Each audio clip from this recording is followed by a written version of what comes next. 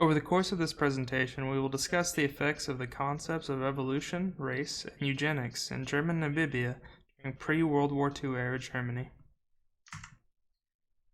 We will particularly focus on the idea of eugenics and race, and how the perception of these ideas at the time affected the treatment of the native people of a South African country during its German occupation, and how the practices put in place because of these ideas would foreshadow the horrors that would later be portrayed in the events of the Holocaust, as they were often just as gruesome, despite being much lesser known.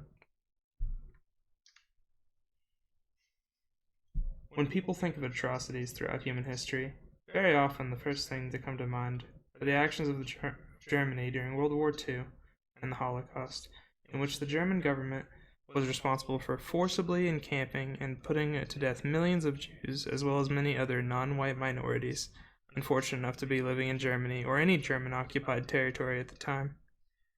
Their actions against those encamped range from forced labor, execution, and often forced medical experimentation and dissection of those imprisoned.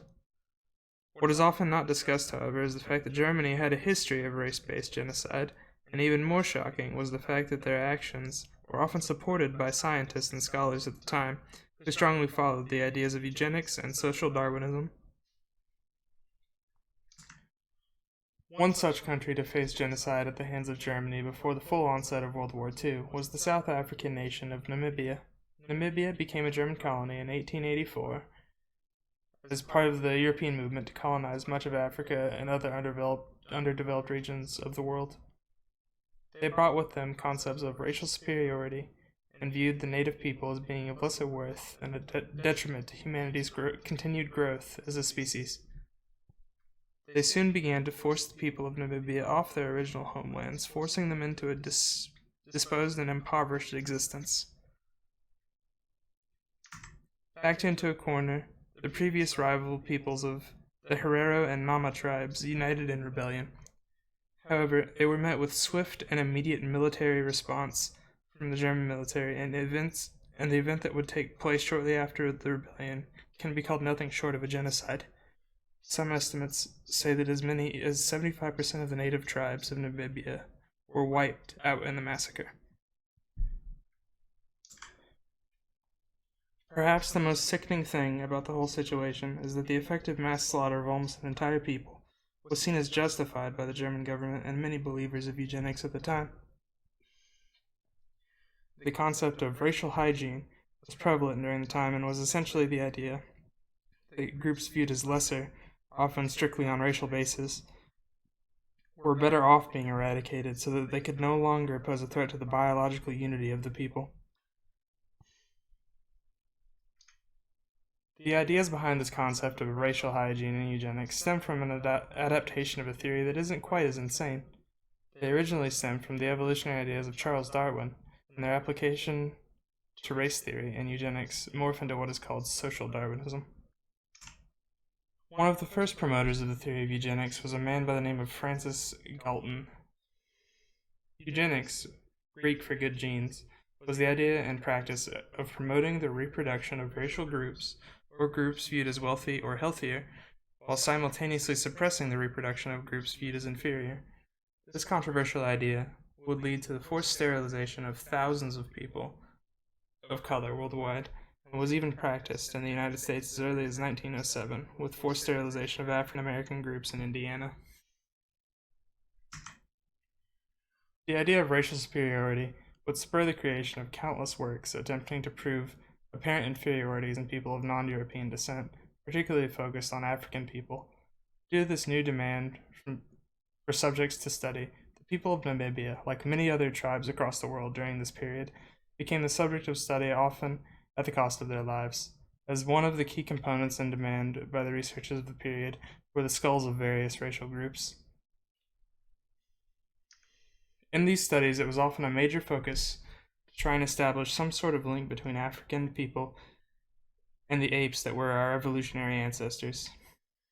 In their attempts to prove that African people were the closest relatives to the previous stage of humanity's evolution, they hoped to argue that they were also inferior, and that Europeans were the ones destined to further humanity's progress. In order to force these ideas, many of the researchers from the time showed obviously forced connections between the appearance of Africans and that of apes in an attempt to both dehumanize and demean them as a people. The ideas established by the racial hygiene theories and eugenics would soon give rise to the Nazi regime that would later start World War II and the events of the Holocaust.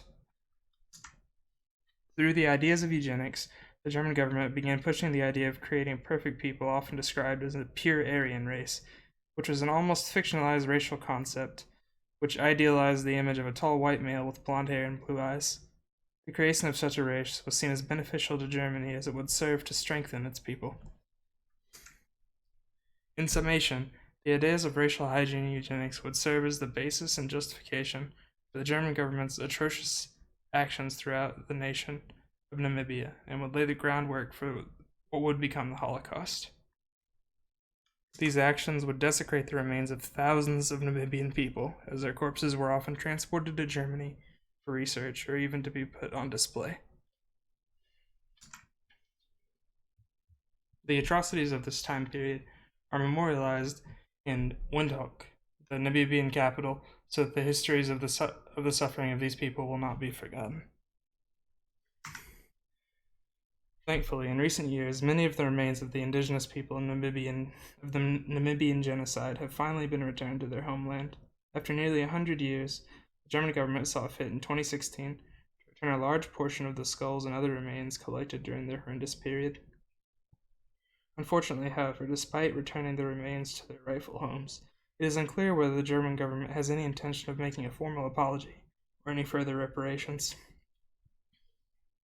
arguing that they have given Namibia millions of dollars in financial support. Regardless of the act of returning the remains is a small step in the right direction, but it will take much more than a small gesture to right the wrongs of one of history's greatest atrocities.